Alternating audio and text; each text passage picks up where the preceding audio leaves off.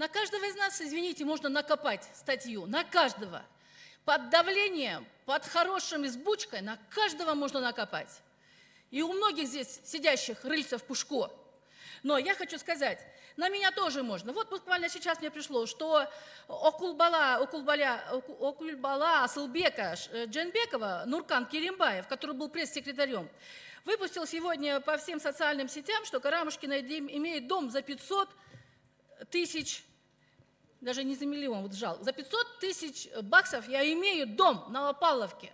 Нуркан Керимбаев, вот свидетели, все депутаты, я за 500 тысяч баксов дом тебе дарю. Дарю, приди завтра, забери его.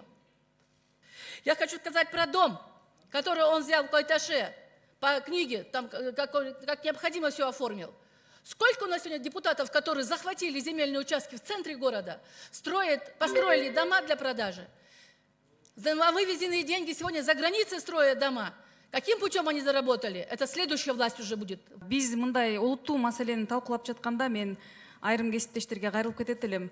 Бирөөнүн атын атабай, бирөөнүн атын атасак далил менен сүйлөшүш керек. Акыркы күндөрү биз баарыбыз талкуулап жатабыз. Журналисттик иликтөөнүн маанилүүлүгү.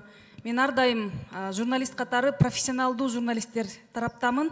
Ошондуктан Ирина Юрьевна өз сөзүндө биздин кесиптешибизди атап туруп, мага каршы деп журналист атады. Мен азыр кызыгып көрдүм атайын. Мен да мурда журналист, изилдөөчү, иликтөөчү болуп иштегем. Ошондой журналист жазды экен деп, бардык жерде фейк аккаунттардан ошондой сиз жөнүндө маалымат таратыптыр да. Анан сиз бир журналистти атап туруп, ошол жазды деп туруп, ушул трибунадан айтып жатасыз. Сизде трибуна бар. Бардыгына тең болуш керек, ал журналист дагы жооп бериш керек. Андайчы сиз күнөөлөп аткан журналист. Анда дагы ушундай мүмкүнчүлүк болуш керек. Ал эми жанагы компромат KG, башка жанагы фейковый аккаунттарды биз тазаланабыз десек, анда профессионалдуу депутат болобуз десек, анда андайга жол бербешибиз керек. Атын атап туруп кесиптешибиздин, анан ошол журналисти дагы ал андай жазбаса, далил менен сүйлөйлү да. Андан айтып атасыз, баарын чукуса табылат депчи. Сиз өзүңүзгө жооп бериңиз. Мени чукуса, мисалы үчүн, менден эчтеке табылбайт. Сиз өзүңүзгө жооп бериңиз. Анан парламент таркасын деп атасыз. Анда өзүңүздөн баштаңыз, өзүңүз мандатты тапшырып кетиңиз. Бул жерде эл шайлаган депутаттар, мисалы үчүн менин шайлоочуларым бар. Менин убадаларым бар, менин жумуштарым бар. Сиз баарына көз шобаңыз. Ошол кош стандарттуулуктун, ажылдагандыктын, мындай бир хамство деп коет го, ошонун дагы чеги болот. Бул жерде мындай олуттуу, биз баарыбыз фактыларды издеп иштеп аткандан кийин бир беткей айтпаңыз, далил менен сүйлөңүз да, далил менен. Бакиев менен күрөшпөйсүз дейсиз, мен ошондо журналист элем, азаттык менен. Биздин материалдар менен ошол Бакиев менен күрөшкөнбүз. Урматтуу Ирина Юрьевна. Урматтуу коллегалар, биз бүгүн 2010-жылы жасалган революциянын максатын кичине унутуп баратабыз да. Ошол революцияда 100 балабыз шейит кетип, алардын Бакиевден кутулдук деп аябай чоң үмүт менен балдарыбыздын жаны эмнеге кеткенин унутуп атабыз да.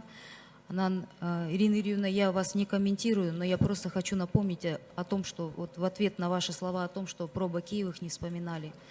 Буквально несколько месяцев назад я была в поездке в Минске, и на обратном пути в аэропорту в Шереметьево встретила вас и других наших коллег. И на мой вполне оправданный эмоциональный вопрос о том, почему с 2010 года ни разу СДПК не поднимала вопрос об экстрадиции, для меня это был шок.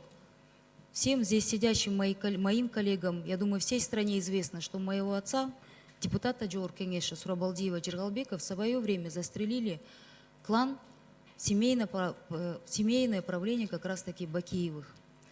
И для меня было вообще вдвойне шокирующим о том, что в партии, в которую я вступала, веря о том, что они нанесут ответный удар, и как минимум будет он экстрадирован, как минимум идут какие-то вопросы об экономической экстрадиции сына Бакиева. В тот момент был руководителем Сапар Исаков. Я сейчас об этом говорю, потому что тогда это все озвучилось на фракциях. Вы об этом слышали. Строков об этом слышала, Момбеков об этом слышал. Все 38 депутатов слышали, как мы этот вопрос не один раз поднимали. Что мы получали в ответ? Лично я получала отписки. Я заходила к председателю ГКНБ Сегизбаеву по вопросу смерти моего отца. Что я получила в ответ? На все вопросы о том, была ли экстрадиция, хотели ли вообще его экстрадировать, ответа вообще не было.